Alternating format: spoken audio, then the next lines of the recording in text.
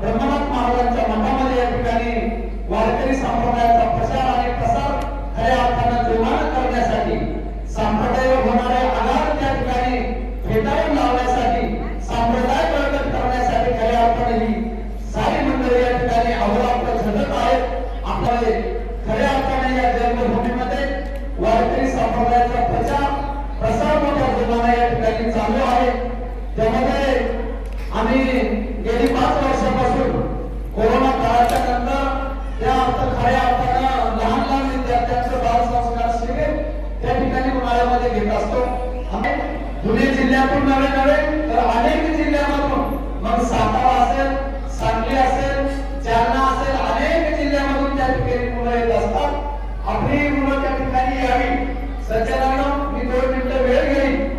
आताच नुकत्याच या ठिकाणी 10वीच्या परीक्षा पार पडल्या. आपण 10वीच्या पेपरच्या शेवटच्या दिवशीचं चित्र पाहिलंय. बोर्डाच्या परीक्षेच्या बाहेर या ठिकाणी मुलं कोयता घेऊन एकमेकावर वार करतात आणि हे तुम्ही कशानं याला आळा घालणार आहे?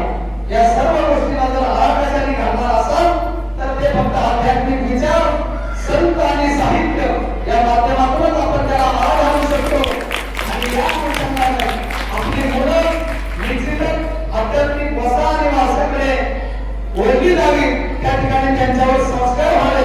हे जर आपल्याला वाटत असेल तर निश्चितच 25 एप्रिल ते 10 मे या कालावधीमध्ये 15 दिवसीय शिबिर गुरुवारी कोणाजी बाबा गेले वारकरी शिक्षण संस्था वैष्णव या ठिकाणी मोठ्या उत्साहामध्ये पार पडणार आहे.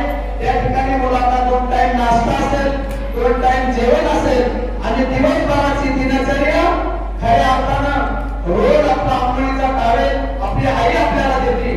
आंघोळ झाल्यानंतर आपल्या अंतर्गत आपली आजी पिळून टाकते, परंतु त्या ठिकाणी ते आपलं स्वतःला करायचंय.